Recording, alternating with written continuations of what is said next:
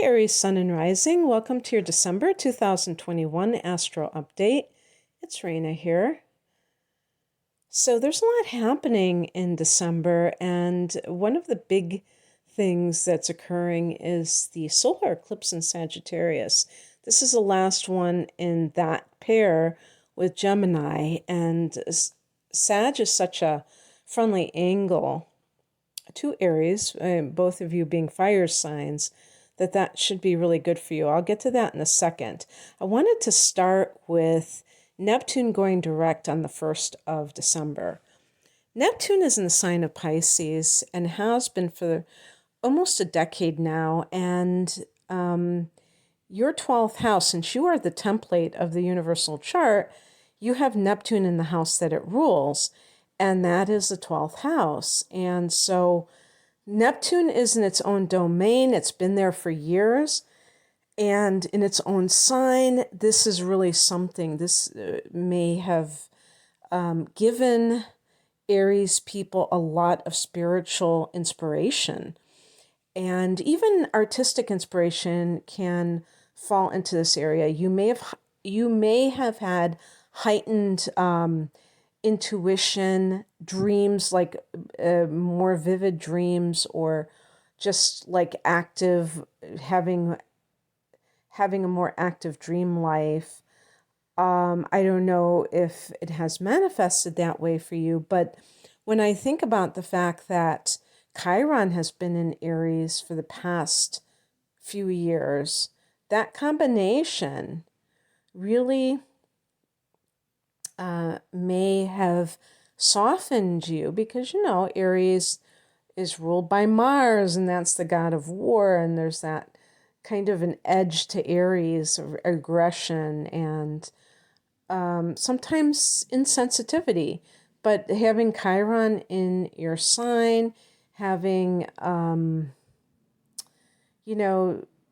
in the 12th house, this can make you more empathic, more psychic, and maybe that even lends itself to the type of work that you choose to do or service to others.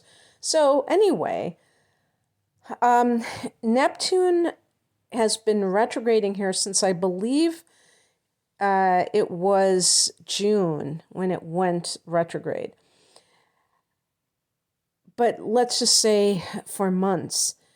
And when Neptune goes retrograde, it can lend itself to some kind of disillusionment in that area where it is transiting. So in the 12th house, it can mean that something that you have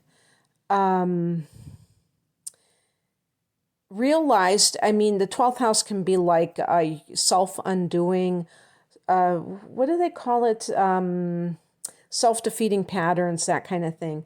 And for some of you, it's been a reality check about an addiction, a behavior of yours that has worked against you. And the 12th house is the house of karma, past lives. And I personally believe that addictive tendencies stem from prior lifetimes, that these kinds of behaviors that are really, the 12th house is unconscious mind. And I feel that it's like automatic that a person does certain things or kind of gravitates towards certain things. And I think that's from that amnesia of past lives that are wielding this influence that we're just not aware of on the conscious level. So when you have this retrograde, and I feel like when we have these retrogrades or other like eclipses, there can be events that occur alongside of them that kind of underscore what needs to change. And in this case, you may have had some kind of, if you did have an addiction, you might have had consequences for your actions that led you to have to face the music. We did have a full moon in Pisces back in September, so maybe it was then that you really became aware of what this situation was. And then in October, the full moon in your sign may have allowed you to drop that part of yourself. Maybe I was going to say that identity, because sometimes these things can be so deeply ingrained in us that we see them as our identity. So an example would be, I'm not thinking specifically of addictions, although some people, it's not, smoking cigarettes isn't really that socially acceptable these days. But that's the kind of thing that some people, they really just liked how they looked when they were holding a cigarette in their hand, but they know they had to quit, and so they just have to let go of that sense of, their personal image. But this can be like even behaviors.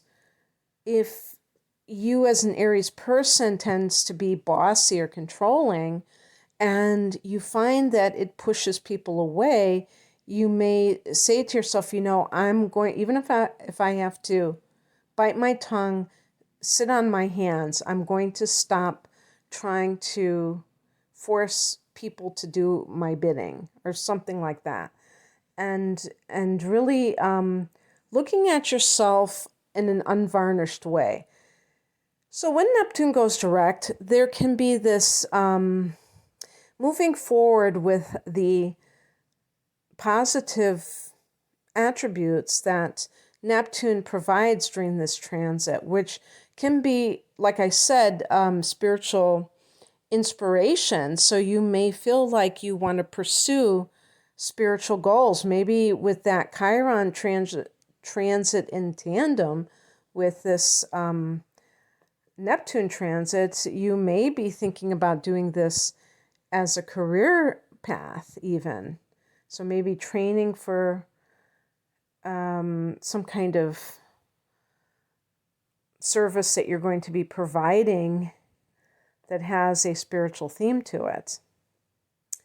Okay, so on the 4th is that eclipse I was talking about, the solar eclipse, powerful new moon at 12 degrees of Sag. And this forms a trine with your sun or rising sign. And Sagittarius is your 9th house. And the 9th house can deal with foreigners or foreign countries, foreign travel. And if you have been, looking for a green light to be able to travel long distances, this might be the time when that you have a breakthrough experience, that you're able to do that. The solar eclipse, though, can even be kind of an aha moment, because this is in the house of God and personal philosophy, or spiritual religious philosophy. So if we look at it as, what we are becoming, because that's to me what the sun represents. So these are our future goals, but it's not just so that we can have that success in a worldly sense. To me, ultimately, it's about self-actualization, which it bridges. It spans more than just career attainment, but also our soul's mission, and that can be also seen through your natal north node, and other hopes and wishes that you have, which is the 11th house. Not talking about that exactly at this moment, but just wanted to explain a little bit more what I meant. And so you may be defining your beliefs in a much sharper way, in a much more precise way. And this is important especially if you are trying to study for some kind of spiritual profession or things like that, because you have to, I know that there are probably people who do Reiki and they don't necessarily well, maybe that's not correct. I was going to say there probably are people who do Reiki and they really don't have much of a spiritual life outside of that. And the reason I would say that is because I feel like you can have these abilities and still be very immersed in the world. So we're looking at, what is the best way to live life? And that's really what philosophy is all about. And it does involve ethics and, it's not just about mental constructs or concepts. But in any case, there might be some kind of an aha moment you have that relates to how you've been living your life. On the 13th, Mars goes into Sagittarius. That's your ruler. So that really seems to suggest that some Aries, at the very least, will be itching to travel. And this is right before the holidays. So whether you are living abroad and you're going to visit your homeland, or you just want to explore new territory, December may be the month to do that. On the same date that that's happening, we have Mercury in Capricorn on the 13th. So that is going to be your career sector. So I would say, especially, because the ninth house can be academia, university studies, and also learning. So whether you are a student and you want to study abroad, that might give you that green light, that solar eclipse. Or if you are, and if there was some kind of like snafu, I'm trying to think about other things that have been happening in Sagittarius that might have prevented that. I can't think of anything offhand. But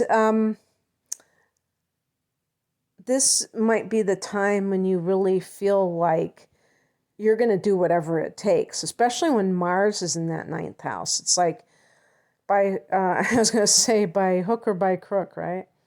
But yeah, but actually that wouldn't be the case because the ninth house is very ethical. And so you will do things above board, but you might be very driven to doing it. So Mercury going into your 10th house, Mercury is the mind. So the 10th house is career. Could be career with public speaking. If you're a lecturer, maybe you'll be a traveling lecturer. Going to another country or countries, and having that sense that Aries loves of a new adventure, but by the same token, being able to exercise your mind and advance your career. Same with learning. This may be very exciting and a heady time for a student who wants to study abroad because things are conspiring in your favor. On the 18th, we have a full moon at 27 degrees of Gemini. Gemini is your third house, and that is a house of the mind.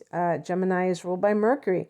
So the third house can be teaching as well as learning. I would, it's the opposite of the ninth house. So it is, if you have been taking some kind of practical training that is coming to its completion, then that might be what this full moon represents. If you are interested in learning about astrology, you can go online and you can find a wealth of information without even having to open up a book.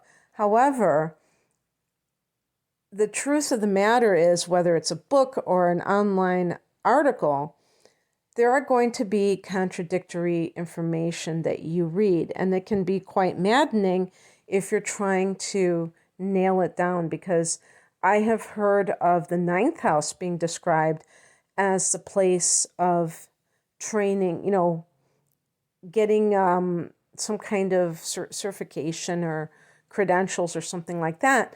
And to me, that doesn't wash because the ninth house is higher education. I mean, yes, you could say that getting some kind of additional training is a higher form of education. But I see it as usually like practical knowledge or mundane knowledge. And so I would put that in the third house camp. And the other thing, too, is that the third house can be writing or other types of communication. You may finish some kind of project in this area, even like websites or blogs or something if you had been trying to set something up. Third house can be social media. You can find out something. Full moons can bring out secrets, suppressed information. And the third house can be siblings, brothers and sisters, can be extended family members, including aunts, uncles, and cousins, and neighbors. And so you might be finding out things about them that they're not telling you themselves. Also, this can be maybe ending a relationship with one of these people. And there might be a good reason for that. It's not necessarily a terrible situation. It might be the best decision you ever made. Third house can also be your local area. So if you're planning on moving, you may be kind of having a sense of closure about where you currently live, your neighborhood, and kind of saying goodbye to people, going one last time to your favorite park or something like that, just to say goodbye to it. On the 19th, the next day, Venus goes retrograde. This is at 26 degrees of Capricorn, and this is in your 10th house of career. So Venus retrograde, this is going to be, astro news for the next several months, because even after Venus goes direct in very late January, it still is going to take its stations direct, and it kind of hangs out at that degree. I think it's 11 Capricorn for a while. And these are power periods. When a planet turns retrograde and when it stations direct, these are times when if you look at the ephemeris, you will see that it's like stuck at that 1 degree.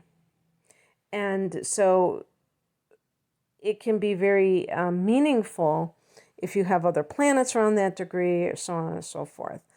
But this is in your 10th house of career, so this can be very good for receiving favor from higher ups, from authority figures, and even money-wise, Venus can bless you with increased finances from your career. When it's going retrograde, during that retrograde period, which is going to be approximately 5 weeks, you may see some type of slowdown in this area, but just remember that it's going to be very quick, if so. However, during retrograde periods, you might have, because this is considered a benefic planet, that you could have blessings from something that eluded you in the past.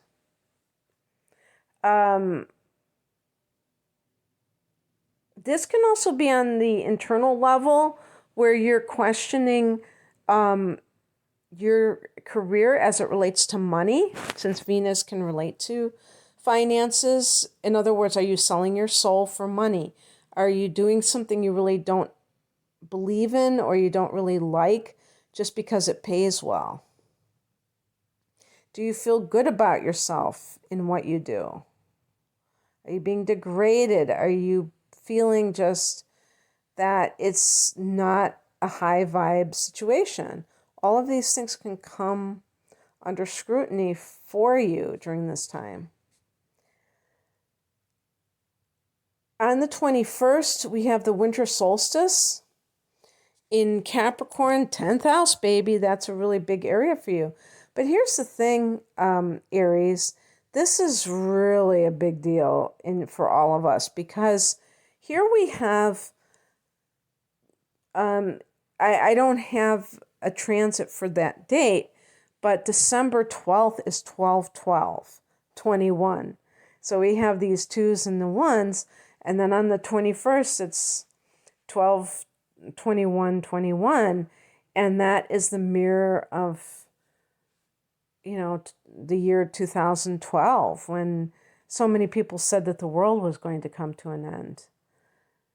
And people might joke, well, I would believe that the world's coming to an end given everything that we're dealing with now.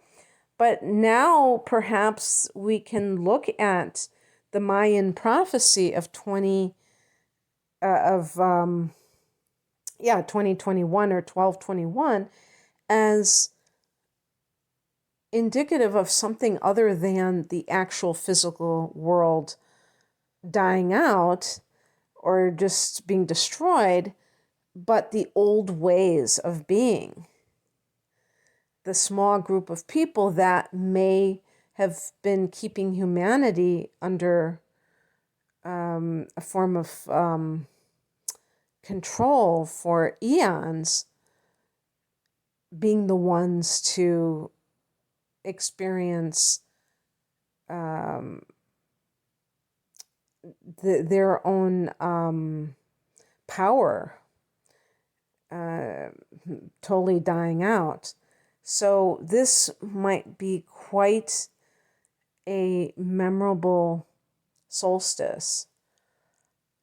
And it is in your 10th house of career. So the sun going into that career sector at the top of the chart can give you a lot of ambition and a lot of leadership abilities and focus on career. On the 28th, or even success with your career, on the 28th, Jupiter goes into Pisces. So Jupiter tested the waters in Pisces, couple degrees. Now it's going in their full blast. And by the way, in the next 12 months, Jupiter is going to go into your sign. So you're going to get a Jupiter return. That'll be very exciting. But anyway, in Pisces, it's that 12th house. So there you go. There's another longer term transit in this 12th house, and that can provide all kinds of opportunities for you. Now, since Jupiter rules the 9th house in the sign of Sagittarius, you may find in the next few months, Aries, that you have an opportunity to travel for spiritual pursuits. An example I always give is yoga teacher training, because it seems like more and more there are people who are doing their teacher training in exotic locales where they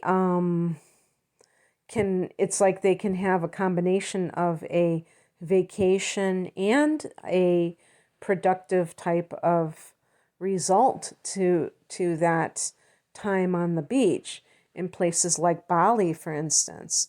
And, they have these intensives where you do it for 30 days and you get your basic, I don't know if it's 200 or 300 level yoga teacher training. So that kind of thing might be very, very appealing to you in the beginning of 2022. So that's what I have for you, Aries. I hope that you resonated with this. Oh, and by the way, I do have an extended reading that's just dealing with Jupiter in your, how it affects Aries people being in Pisces. And that is on my channel. If I think about it, I will link it below. But I hope you have a great month. And if you would like to get a personal reading, I do have double readings for extended chart analysis and extended transits and a special price. That's called a deep dive reading. I also have combination with, chart analysis and a full-length tarot reading for a special price called the whole enchilada, and other types of readings. My website is rainamoonastrology.com, but the link is below so that you can just click on it. Thanks for listening. Take care. Bye.